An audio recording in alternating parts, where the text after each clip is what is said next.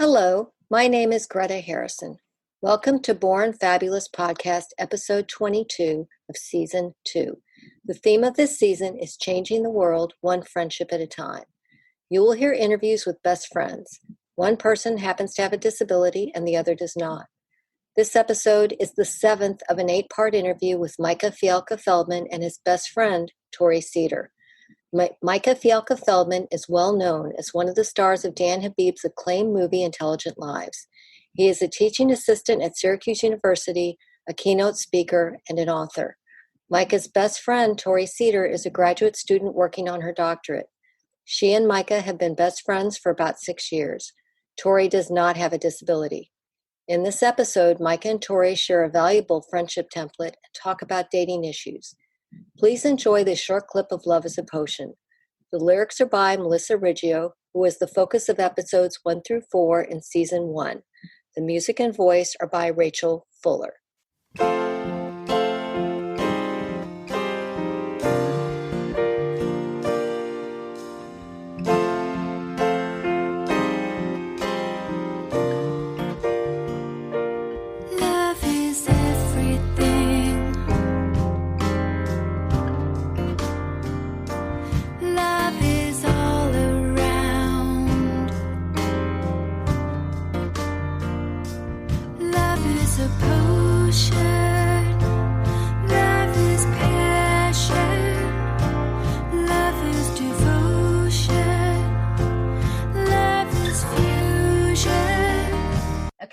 Say that again. You tell people when they meet you what?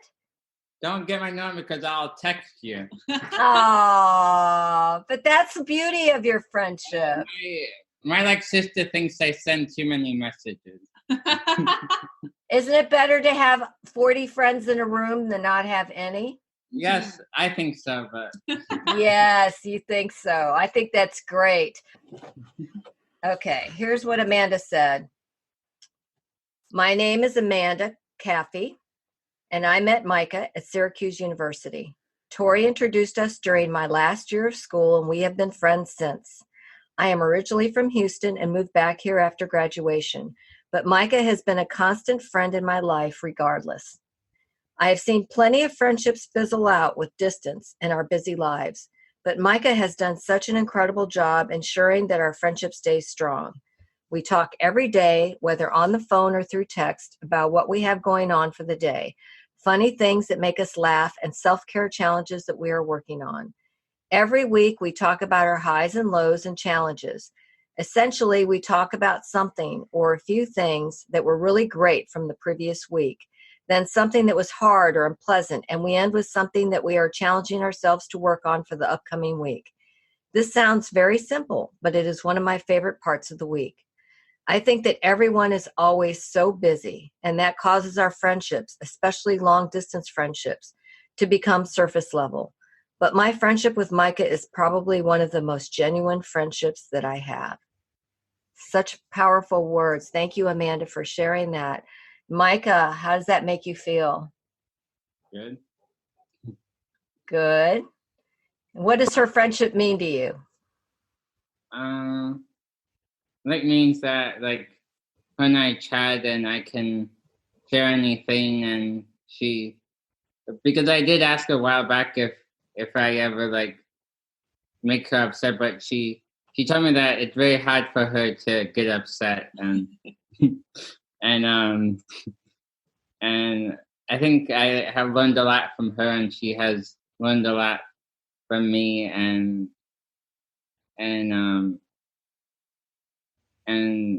she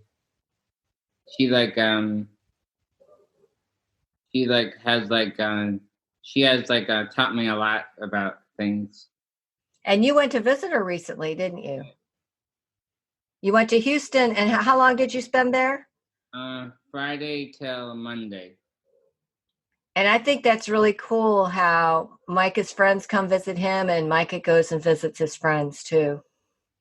I haven't gone to visit Tori yet, but maybe soon, sometime. That's somebody else?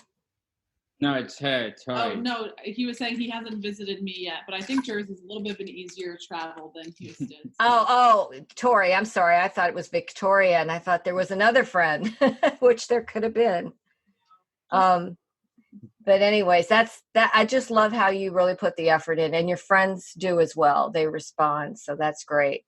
So thank you for sharing that. Do you have any input with that, Tori? Yeah, I mean, Amanda is. We were talking last night because she called me after asking how it went, the pot, talking today with you, and we talked for like a half hour just about reiterating how much we've learned through this whole experience, and how Micah truly continues to connect all of us. And I know we always talk that, did you hear from Micah today? If we touch base in the morning, or I hear from Amanda on her drives back from work. She has about an hour drive, and that's usually when I get a hold of her. And Micah's always in conversation of what we're talking about. And he really does keep us all together.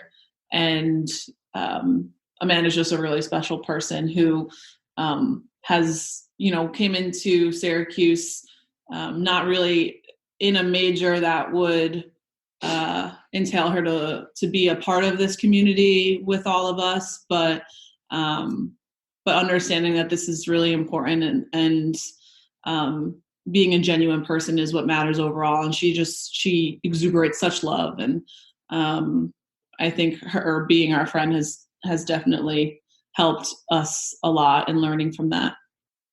That's very interesting. And just so the audience knows, Amanda's in Houston, and she works with PR for the Houston Texans. Mm-hmm. And since we are recording this in November, it's in the midst of football season. So she is very busy, as she said in here. But Micah still makes that friendship work, and all of you make it work. So thank you for that.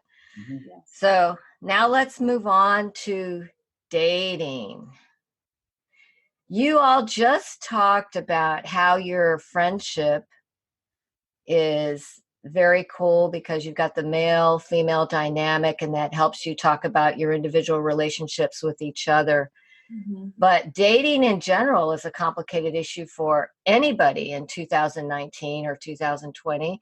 And then when you have a disability, there's extra layers of complications there. So let's talk about dating. I know that it's on your master plan behind you. I know, Micah, you want to be married one day to the right person, right? Yeah. And dating is how you're going to get there. So talk about your road here. Like, what are you doing? I have started a dating profile, and there is a person at Planned Parenthood that's helping me. She went online to look up some dating websites that seem good for people with disabilities that I might post my profile on them later on this month, and I'm trying to find that people that have families and support families. I don't mind if they have guardianship, but I just don't want to have the same situation of guardians that protect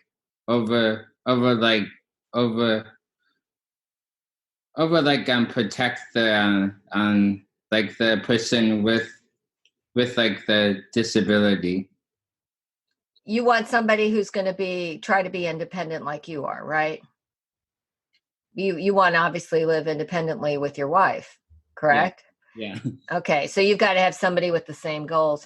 So this dating website, dating service, this is new for you? I have tried it a couple of times, in the movie, I'm not sure if you remember, in the beginning when he was a former roommate, but he said I went on a website. It was right in the beginning of the movie. It was the part when his name is Alex, and he said I was on the dating website. It's when I am in the kitchen, Is this when you're doing your circle of support meeting in the No, movie? no. No? Okay. I don't remember that part. But so you did do it. Yeah, was that the part where you talked about like meeting her for the first time? At that Like point? not Megan, but it was a Right, girl it wasn't that Megan. yeah, there's a girl that sent me a message and I was asking Alex if I should say about my disability. And Oh, I do remember. Okay, you exactly. You said, should I say if I have a disability or not? And your friend counseled you to, yes, you need to disclose that, correct? yeah. I do remember that. And now that you're mentioning that, was that something that happened before you met the girl that you were dating in the movie? Or were you just, Yeah. okay, okay. Yeah, that's why I was confused. But yeah, I do remember that. Okay, so you did it a few times before. Yeah. And what are some of the challenges with that? I think the challenges of dating on websites, I think sometimes not people outside the community, I think people sometimes get afraid of dating someone with a disability because they might think that he needs help and I like need help like 24/7 and like they will like have to like help me and they're probably like thinking about like but like with people with disabilities you have to like meet the person and then you have to see how they can help them. Well, I'm going to ask it's probably an ignorant question, but from somebody who knows zero about these dating websites, I have to ask. I've heard that one of the challenges with regular websites is that regular dating websites is that people aren't always honest about their profiles or who they are. Is that the same challenge on a disability website? Probably like I'm not sure. Like the ones that you've been on, have you seen it and like people trying to either, try to make themselves out for something that they're not, or maybe try to hide something, or Like the few people that you've met, did they look like their picture? Were they Yeah. honest about who they said they were? Yeah. that's good. Yeah. Okay, they were. So that's good. Do you have any words of wisdom that you've learned or? Yeah, I think I just have learned with people with disability and I'm hoping this film of Intelligent Lives when I dated Megan, that gets people to think because it's a very quiet topic. When I go to conferences, there's maybe like 2 or 3 workshops, but it's a very like quiet topic that people don't talk about because they get very scared when they bring it up, or it's a very like quiet topic that people don't. That's a great point to bring up, Micah. I have to tell you that one of my most profound moments at a conference was at an art conference, our state art conference many years ago. And I went to a session on relationships and dating.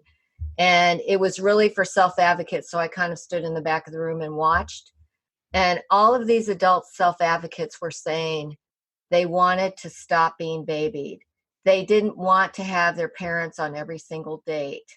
Mm-hmm. They were saying, how would you feel if your parents were in the back seat of the car every time you went somewhere? And they were talking about that, and they were talking about not being able to kiss their boyfriend or girlfriend and wanting to take it to, various levels and get married. And it was such an honest discussion that you're right, people don't have enough.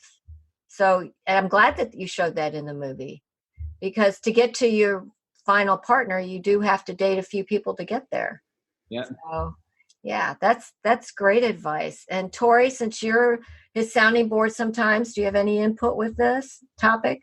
I don't know if the word to use is like hush hush, or if it's just pushed under the rug, or it's glossed over. I don't know the right term, but it definitely isn't really spoken about. And if you do see it, if you do see a couple walking down the street that you can tell is 2 people with disabilities, you're either gonna not think that they're dating because in your mind I think society doesn't think that people with disabilities have the same relationships as people without, and it's just hard. I think we live in a society where a lot of things are constructed, socially constructed. And this is one of those things that is like not the norm. And so, which makes it taboo. So seeing two people, for instance, like in Born This Way, two people with Down syndrome get married, it was like, it's exciting because it is a big deal because it doesn't happen a lot. But when you look at it, it's two people getting married, and it's two people sharing in love, just like a lot of we're humans, and that's what's natural. So it is hard that it's something that isn't spoken about a lot. And throughout mine and Micah's friendship, we both encouraged each other to be safe and to respect yourself, obviously, but to not be afraid to jump into something if you have feelings for someone, and how to navigate that has been something that we've both talked about in our relationships over the past 5 years. Micah, what are you looking for? Like, what are your top characteristics you're looking for? You said you want her to be independent, or as independent as possible, be willing to live with a husband. What else are you looking for? Maybe just someone that wants to hike and take trips, likes to watch TV, or take walks, and listen to music, and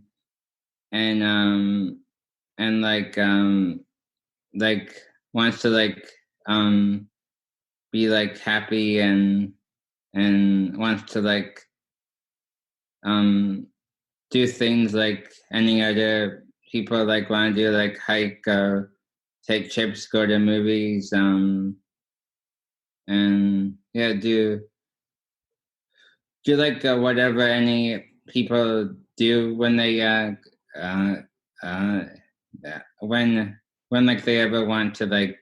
when they ever want to meet someone. Mm-hmm. Okay. Well, Micah is single. He's single and looking, everybody. He wants the word out there. So the word is out there, and we're wishing you luck, Micah. I know that you will find the right person eventually. And when God wants it to happen, it will happen. Thank you for listening to Born Fabulous Podcast's 22nd episode of Season 2. I hope you enjoyed it and want to hear more. If you would like to see this episode, it is available on YouTube and on bornfabulouspodcast.com. The friendship between Micah and Tori is a joy to see as well as hear. In episode 23, Micah and Tori will discuss some civil rights issues for people with disabilities. This will be the last episode of Season 2. To see some photos and videos of Micah and Tori, or to sign up for our email list, please go to www.bornfabulouspodcast.com. Please like us on Facebook, follow us on Instagram, find us on Twitter at PodcastBorn, and subscribe to our YouTube channel. We're also on Pinterest. I'd be honored if you would leave a review on Apple Podcasts. Now, please enjoy this clip of Love is a Potion. The lyrics are by Melissa Riggio, who was the focus of episodes 1 through 4 in Season 1. The music and voice are by Rachel Fuller. Love holds deeply inside. Love does not tear apart.